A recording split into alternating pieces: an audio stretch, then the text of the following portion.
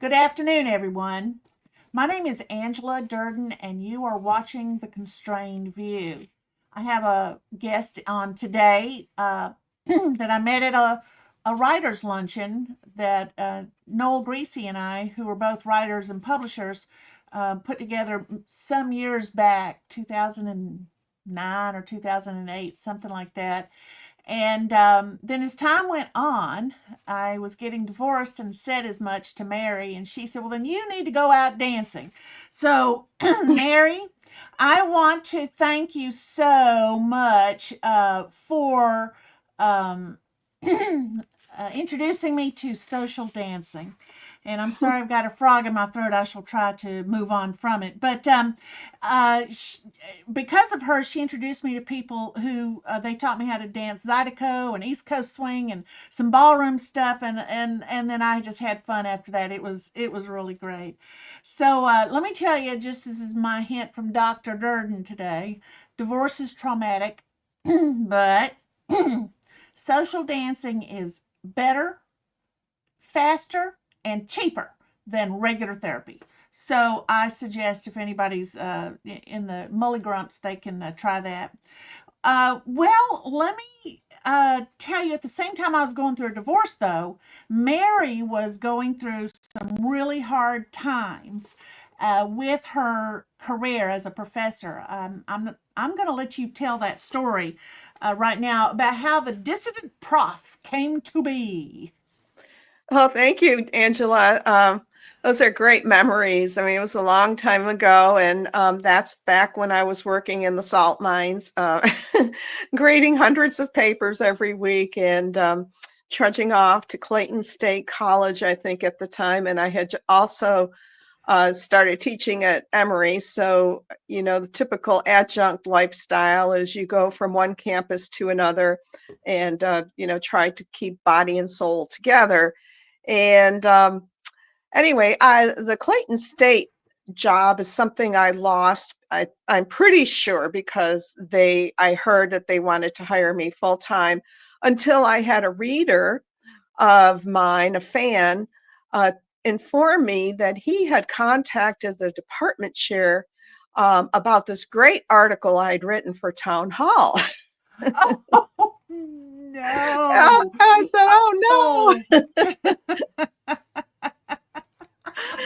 And then all of a sudden, they no longer had need for me for the next semester. And something Oh. similar happened at Georgia Perimeter College, as it was called then, the community college, where the pay was even lower. And I did end up, teaching at Emory for a while under a special program, but that ended. And of course, Emory University could barely tolerate my presence there, even though I was being paid by someone else. So that was the end of my teaching career. So all in all, I've had, 20 years under my belt as a graduate teaching assistant and as someone who had a grant to teach and schlepping around town with my bags full of papers and loaded down with books Oh, and not having an no. office. And it's a pitiful story. But, after you work so hard to get a PhD, and it is hard. Um, Yeah. but anyway, so the reader who had contacted the department chair, I think, was maybe commenting on an article I'd written about education, and that was my focus, the corruption of education. Because, back around 2010, like we didn't, what has evolved into DEI, which is on everybody's lips. Nobody knew about that. And I thought, here I am deep in the bowels of this institution, that's promoting Marxism, communism, as I told my mother, who with my father had escaped with me from a communist country. I had to tell her the reason I can't get a full-time tenure track job is because communists run the universities. And it's true. I Oh, mean, that's what that's did that did that make them mad? I mean, were they upset about that? Your parents? Well, she was surprised.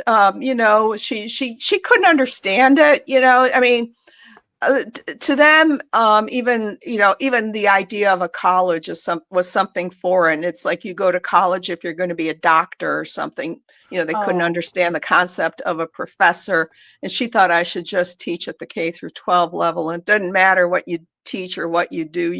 Go out there and work, oh, I work, see. I see. right? Yeah. But she was kind of shocked. She said, really? There are communists in this country, in the universities? I said, yeah. Yeah, I mean, that's the way I could explain multiculturalism, postmodernism, all the isms, because otherwise she wouldn't understand. But Right. in their essence, they are Marxist. They're neo-Marxist theories. They're theories that make communism more palatable. So that was my experience. Can I stop you 1 second? This is very interesting. I've not heard it put like this before. Making communism more palatable. Mm-hmm. That's like the soft sell.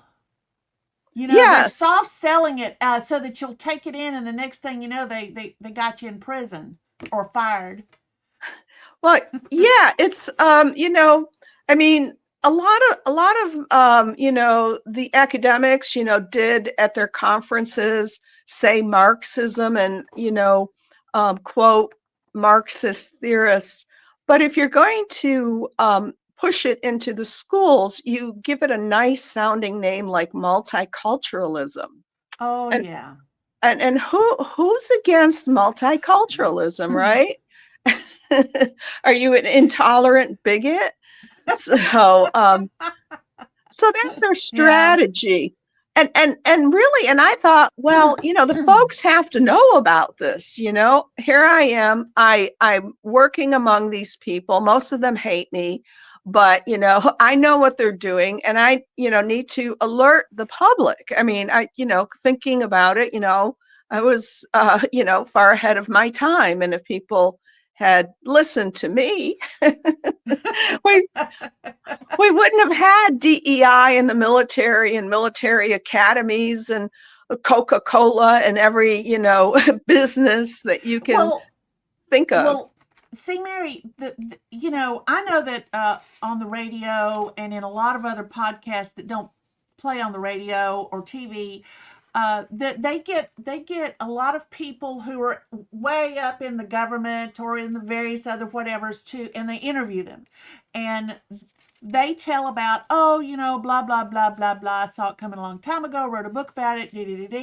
and even they weren't listening, the general public, to them at the time.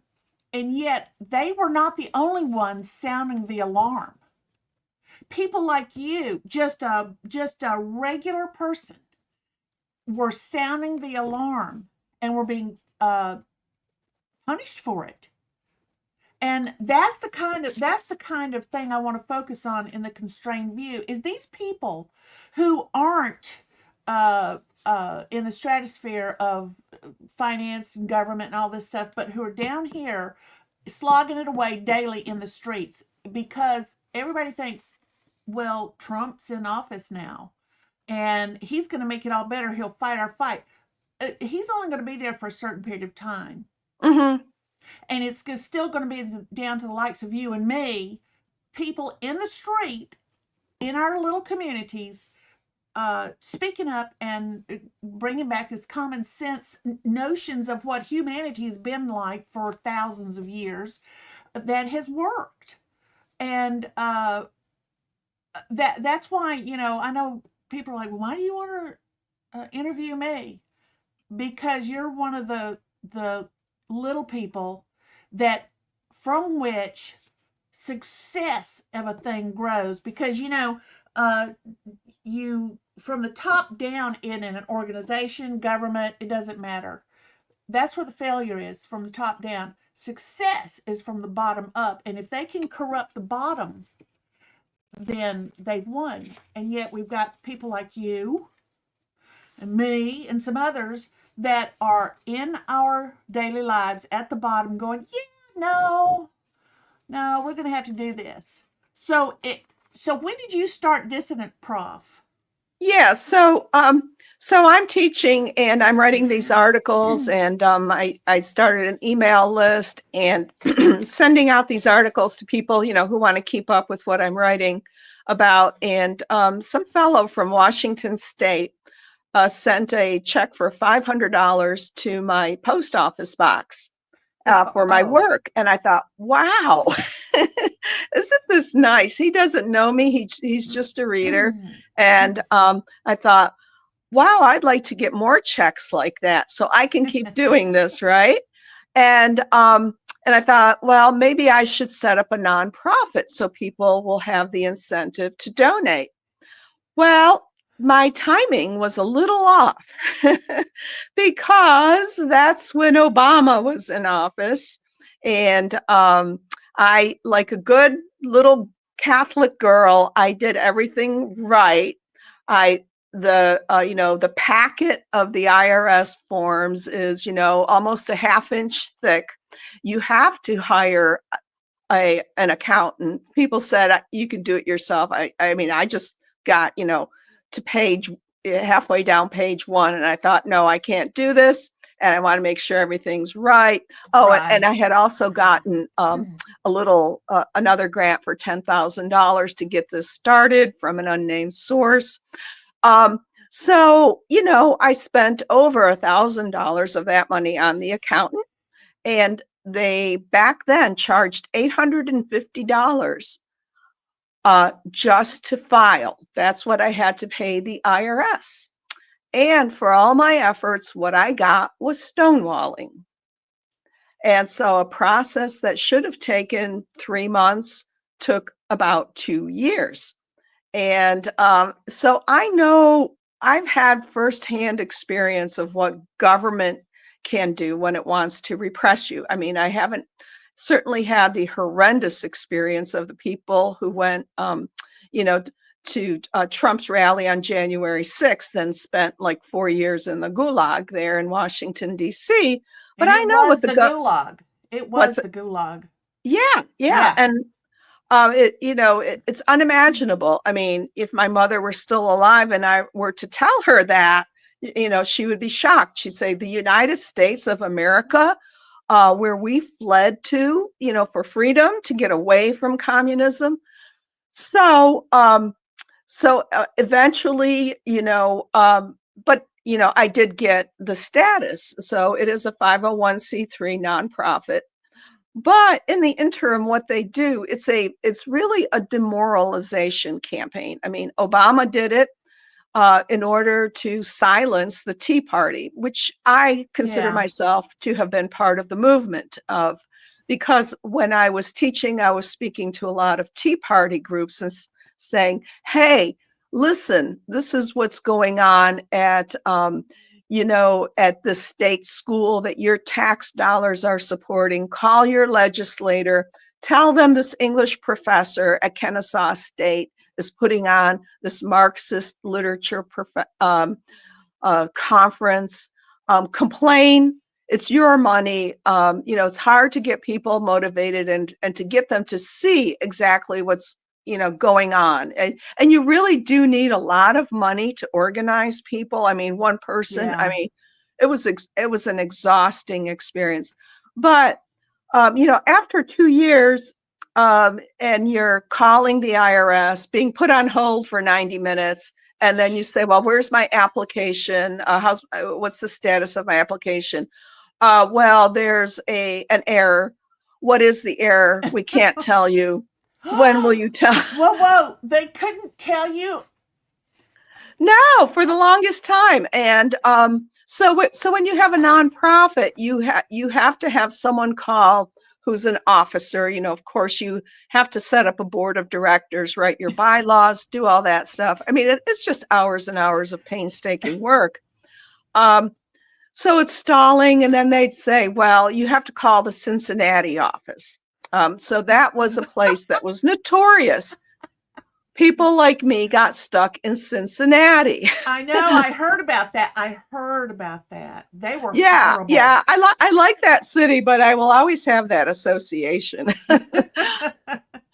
So So in the interim, you lose your momentum because you're doing all this work, you're writing, spending hours every week writing, you're setting up this um, email service, you're hiring a graphic designer for your website, you're doing all this work, but you can't really um, ask for donations because you don't have nonprofit status. I mean, if it had been done the way it was supposed to be done in 3 months, it would be like, boom, you're off. And hey, folks, you like my work. Thanks for sending in your checks. Now you can have, you know, you can take this off of your taxes just like everyone else. Right. So that's how Dissident Prof got started. And I thought, I could add something valuable because of my experience of being, in the belly of the beast, so to speak.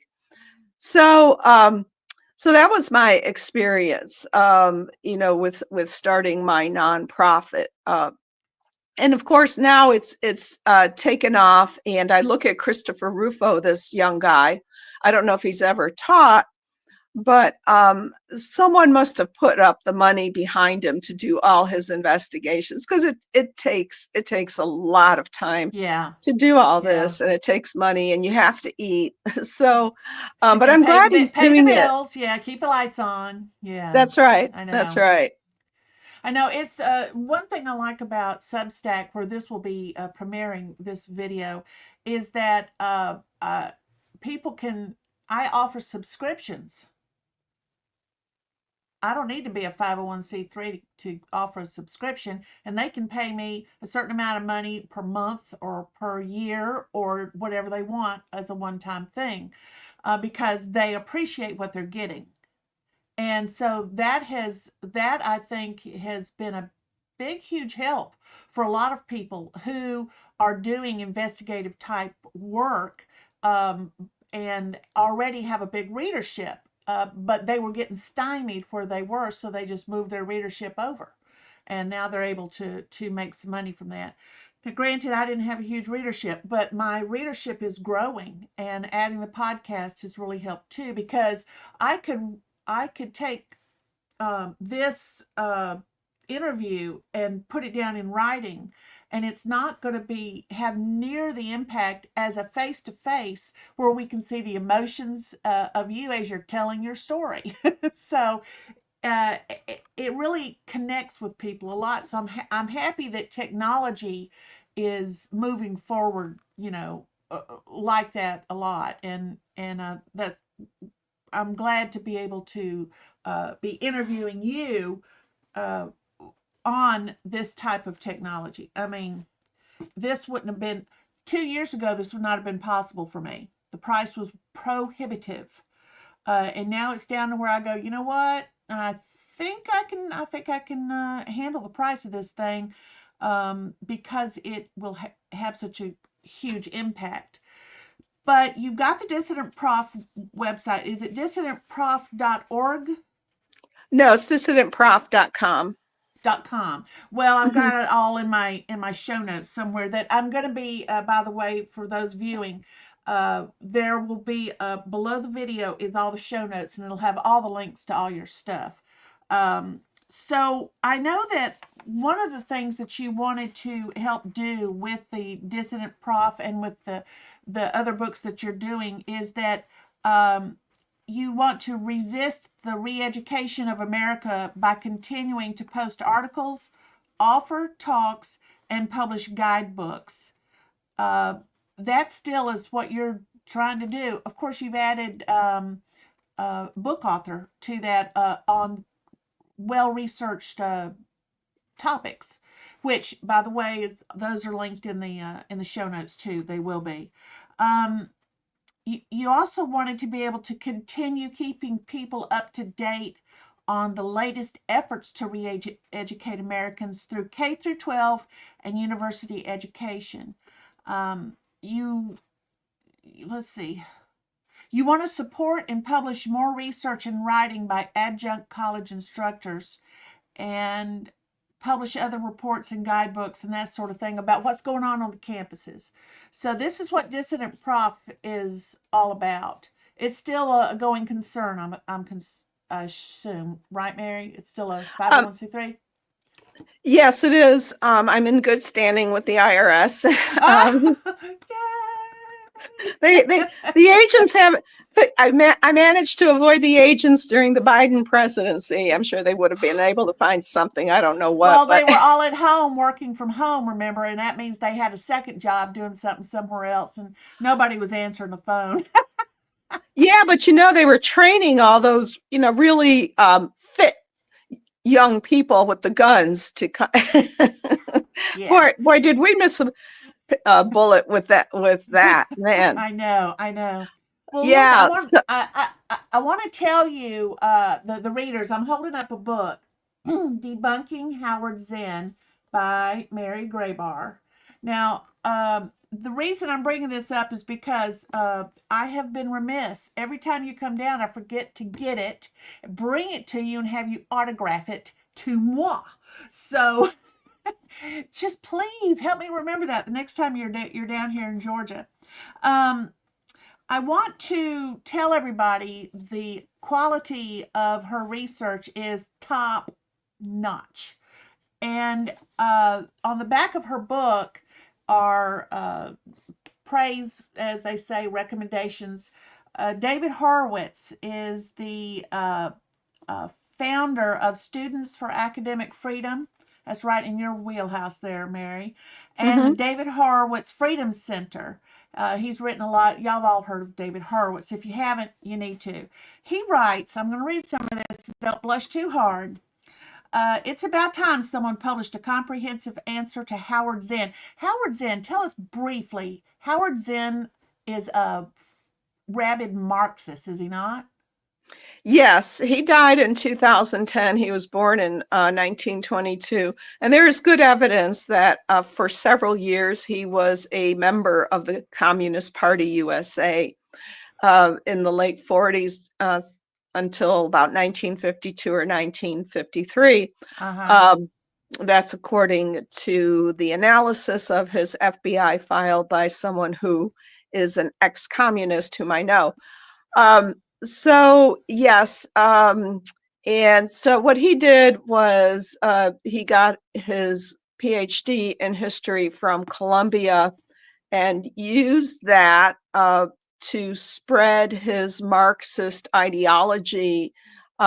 First at Spelman College in Georgia, in Ah, Atlanta. goodness gracious. Yes, ironically, a small college, Christian college for Black women. He went there to corrupt them and to radicalize them, and Well, he was did a good, fired. fine job of it. Well, Well, he yeah, still did it. he was fired for insubordination, and he fought that. And I go through that a little bit in the chapter on his biography in the book, and I found it really fascinating to research that part. Research his life. Uh huh. Um, so he was fired by the first Black male president of the college for insubordination. Ironic, and Yeah. he fought him, and he wrote some very nasty letters to him and the board of trustees, and appealing his firing. He had absolutely no respect for his boss. I mean, gee, I thought, that the communists were for the oppressed and were great friends of, African Americans, but Howard Zinn had absolutely no respect Yeah. for his boss. Communists Um, don't respect anyone. If they can tell you they do to trick you and use you, they'll do it all day long with a smile on their face. yeah, well, yeah, he respected people who were fellow radicals and Marxists, but Mm-hmm. anyone who stood in his way of his agenda Yeah. was, treated with disrespect and defiance. He would meet with students in secret. Actually, he had what was called a morals charge against him. That was back Oh. when there was such a thing as a morals charge, when he was found with a student parked in a car late at night. Um, Oh vey. Oy vey. Oy vey. Mm. But I go into a little bit about his sordid personal life in the book. But Well, go ahead. it did influence his teaching, and like most, Marxists, he did land on his feet. He wasn't starving. He was soon teaching at Boston University, where he spent the rest of his career until he retired. Didn't really do very much real teaching at all, and spent a lot of his time leading students on protests against the Vietnam War, traveling around the world, to Japan, Europe, meeting with other Marxist academics, trying to radicalize the young people across the globe, getting paid lots of money for it, and, really leading a pretty much a charmed life of, that a lot of people don't have, where you can just, you know, walk into a classroom, not have to prepare much, not stick to any kind of syllabus that anyone else gives you, and just talk about what you want to talk about, not really grade papers, and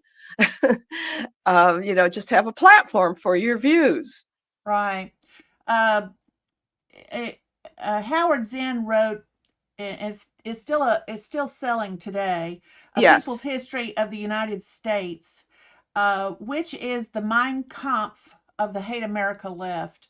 That's what David Horowitz said. He said Mary Grabar has done Americans and the freedoms they have championed a great service by writing a definitive exposure of Zinn's treasonous life, along with a damning refutation of his dishonest, malignant, and ignorant work. Well, go David Horowitz. Uh, Peter, is it Keklanus? Keklanus, is that how you say his? Aquinas, yes. Keklanus, okay. He says, at long last, we have a comprehensive critique of Howard Zinn's A People's History of the United States from you. And then another one, Harvey Clare. Is it Harvey Clare Claire. or Claire? Mary Grabar has produced a devastating analysis of the lies, plagiarism, violation of academic standards, and simple-minded platitudes that characterize Zinn's book that we've already mentioned. As Grabar demonstrates, it has contributed to a serious and potentially disastrous misunderstanding of American history and society. And so the Roger Kimball says, let's see how he said, Zinn's book has probably done more, excuse me, done more to poison the minds of high school students than any other work in history. And so, yay for you for writing some definitively about it. I enjoyed reading it. I mean, number one, I had never heard of him. I mean, if I ever heard the name, I was But back in the 70s, I felt communism was taking over. I said the Russians are here, and they are Mm-hmm. doing some kind of dirty work. Nobody believed me. I just finally stopped mentioning it because they would all go, where does she get these ideas from? Well, I was way ahead of my time in what people were doing. Um, I wish now that way back then I'd have been able to see into the future further. And that it was I thought it'd be well past when I was old and dead that anything would happen, but it didn't. My kids were in school, and I had to have talks with teachers. You can't teach that to my child. My child will write a paper on this because this is the real history. And Mm-hmm. nobody wanted to bother with me. So my kids were like, "Oh, mother, I can't believe you embarrassed me so much." But I was I couldn't do it. I couldn't do it because it was lies. It was just lies. And so I don't like lies, and you don't either. Um, and that's why everything that you write. How many books have you got now? Let me see. I think I put them down here somewhere. Darn it. I'll put your website link on the show notes. Everybody can go there and see all the books. But I know you're working on a new one now about FDR. Yes, actually, Tell it's me about finished. that. What's Go that? ahead. Go ahead. Tell me about it. Well, it's finished, and it should be out on March 11th, and Oh, so it's available for pre-order, and I think you can get the audiobook right now already. And so, yes, so it's another debunking book, Debunking FDR, the Man and the Myths. And it's a volume. I hope I get to write another volume, but it analyzes Franklin Roosevelt as a person, and takes the reader up until the early days of his presidency. And I focus on his background and his development and what he was like, and shatter the myth of a man who was called a traitor to his class. There's even a book out by that name called Traitor to His Class, a biography of Franklin Roosevelt. And of course, he was born into an upper class family, one of the landed gentry, as they were thought of, on the Hudson River Valley, not too far from where I live up here. And it is thought that he was this humanitarian who had empathy for the worker, for the forgotten man, as he said in an April 1932 speech, for the common man. And he was hated by the rich people of his class because he was helping the workers. He was taxing the wealthy in order to help the oppressed, the workers who were suffering under the Depression. And of course, that is one of the biggest myths about him. He was no traitor to his class. He was someone who still thought of himself as being of the upper class and who knew what was best for everyone. So he ruled like a king, basically. Some called him a dictator at the time, and I believe he would have been a full out dictator if we had not had the Constitution. In any other place, he had the potential, I think, to be just like Mussolini or Hitler or Stalin. But fortunately, we have the Constitution, we have the three branches of government. There were checks on his ambition. well, I'm going to have to get that book too, because I was not aware of all of that. Now, I will tell you that I never had a real super high opinion of him anyway, just Mm-hmm. because Good. I never have. I'm not one of these that's like, oh, he saved America during World War II. A lot of people saved the world in World War II. It was a horrible thing. Hitler starting all that he did, and then of course Stalin and all these others that continued the on after Hitler was gone. But I just never liked him. And down here we have I guess you call it the Little White House down there at Warm Springs, Mm-hmm. and uh, I'd never been there, and my husband at the time when I was still married wanted to go. And so I said, okay, we'll go because I wanted to see it. I wanted to find out what it was about and all this sort of thing because polio was involved.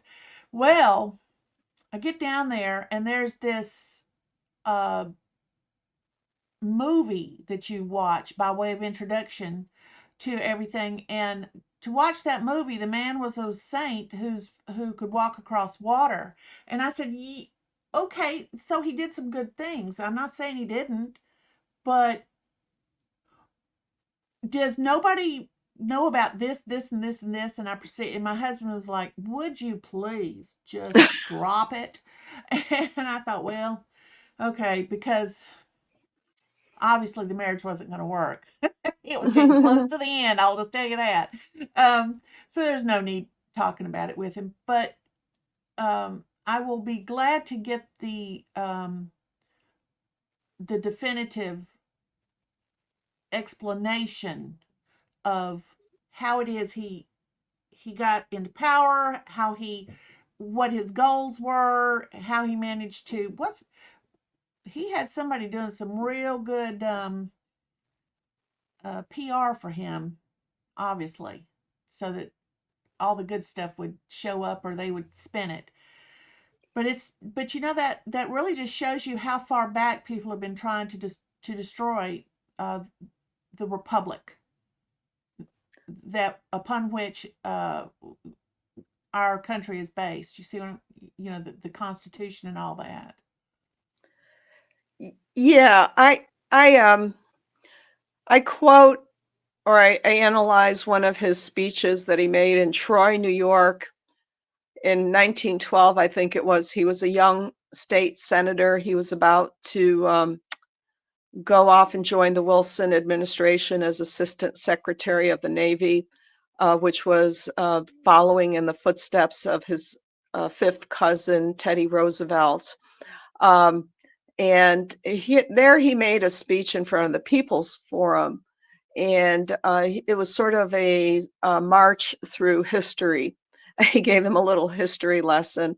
Now, FDR was never a good student, although he did get a degree from Harvard, which was expected of people of his class. Yeah. He only earned gentleman's C's. He was a student who, just wanted to get by and obviously did not learn his lessons. He did not take advantage of the opportunity for a good education that was given to him. And in this lecture, he's talking about, this is the progressive era, and he's got these half-baked ideas from Herbert Crowley and Woodrow Wilson, and he's saying, well, I can imagine a day when we will have to think of each other as being interdependent. Now, the founding fathers thought that, they were emphasizing independence, but what they really were aiming at is interdependence. Sounds kind of fishy, doesn't it? Yeah, it does. Yeah. And they just didn't know it. So we've evolved to this point, at a level higher than the founding fathers, and we realized the need for interdependence. So we need to look at the community, and we need to, the government needs to look at the utilization of resources. And if a man has a farm and he's not utilizing that farm for the benefit of the community, the government should be able to come in and tell him. Oh no. Yeah. Oh my gosh. Yeah. Well, of course, this was, you fast forward, about 31 years later, and you've got the Agricultural Adjustment Administration. I think that's the AAA, one of those alphabet agencies, which had farmers plowing under their crops, as you may know, killing piglets. They didn't even. So that's how that happened. Oh. Yes. While people are going hungry. And so there you have already the seeds for it. And so I have quoted from Edmund Wilson, who was a leftist journalist, but he was critical of FDR. He said, and I think this is an apt phrase to describe FDR, he thought of himself as Lord of the nation. He had this sort of feudalistic outlook. He thought that, because, the way he grew up, he was an only child. His parents had, I don't know how many hundreds of acres on the banks of the Hudson River, which is, just beautiful country. But this is where the Vanderbilts lived. This is where all the rich people lived. And they had servants. And back in the day, they even had slaves. But, this was a gentleman farmer. His father was James Roosevelt, would almost like a plantation owner, go around on horseback and monitor what the workers were doing and, see how things were going, telling them what to plant, you know, what livestock to buy. And I think, Franklin Roosevelt, who went on these, sort of, tours, across, the property with his father accompanying him, thought of himself in a similar manner. Like he would know, okay, Angela Durden, I think she should be blank and she needs to do this. This is the job for her, and, Mary Grabar needs to do this. And, we're going to train people for what they're suited for.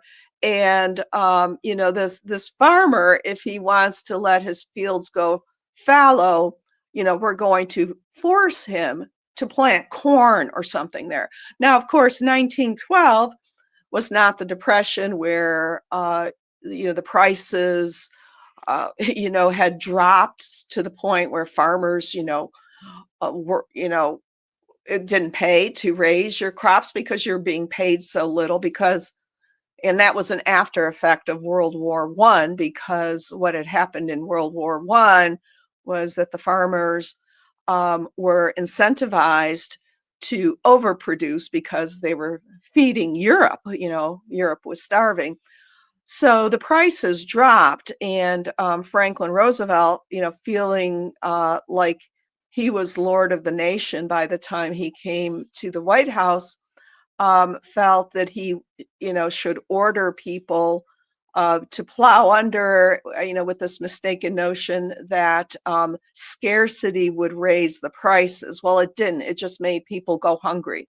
But rather than, sort of letting, the economics take their course, he wanted to, micromanage it, but he had what was called his brain trust, all these advisors with PhDs who, of course, had never held, plow in their hands or had never been on a farm or anything. And they're like, Yeah. making up this, farm policy, just they have no clue about what they're doing. They have the degrees, but they don't know what they're doing. And he actually prolonged the Depression. Other countries had gotten out of the Depression. The United States, lagged, behind until the war. Let me ask you a question. He prolonged the Depression. Do you think that this was a something he did on purpose because he had an agenda of change in the country? Um, yes, I there are people who suspect that, and I would not rule it out. Mm-hmm. Um, I I think he really didn't care. He was a very callous person. He was very power hungry. The four terms. He would not give up power. He surrounded himself with people who would never be a threat to his position. The advisors would never challenge him to the presidency. So he had a lot of yes men surrounding him. And I think he wanted to maintain that position of power. And he wanted to actually rule the world alongside Stalin after the war. So, so he wanted these programs of dependency. And a lot of historians, and I point this out, a lot of liberal historians say, yeah, we admit he did not end the Depression. The New Deal programs did not end the Depression. But that's not what was important. What was important that he put into place these programs like Social Security, the farm programs, unemployment insurance, the TVA, all these, big government things. And that has kept us from having another depression. And these were necessary changes. We needed these changes. And so it was ultimately for the good. And thank goodness that, the Depression did not end, because if it had ended soon, then we may not have had Social Security and all these other wonderful programs. I mean, that's their thinking. Yeah, well, the march to destroy is the march to destroy freedom and the march to destroy common sense and autonomy and independence, making all those things bad. I I'm still amazed at how many people think, and I know some of these people. I'm in Decatur, so I know these people. They believe Biden was absolutely a wonderful president. They think And Biden was the wonderful a president. wonderful, yes, there are still people who believe that. And they probably will till the day they die because you know, but that's okay. The legend will continue in their minds, and they'll make decisions based upon that, which is why the likes of you and me and other people who are in the trenches um, are are necessary to keep people's minds open and to the fact that evil does not stop, and it's evil. It's just evil. And I know people Yeah. are like, you talk about evil, Angela, but the evil doesn't exist. Yeah, I don't know what world you're living in, dude. So. Well, it's the same impulse that motivated Lenin. Lenin wanted to rule from the commanding heights. And that is the impulse behind progressivism. These are people who don't know their own limitations, Mm-hmm. and they feel that they are smart enough and moral enough to tell others what to do and how to live their lives. They really have no respect for the average person, the average American. I mean, that's the opposite of the way this country was set up. Mm-hmm. But there will always be people like that, and that's why we have the Constitution the way it is.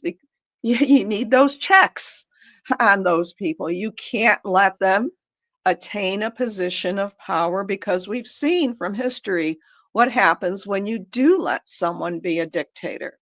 You've Yeah. got to have the other two branches of government. And Right. fortunately, we did have that with Franklin Roosevelt.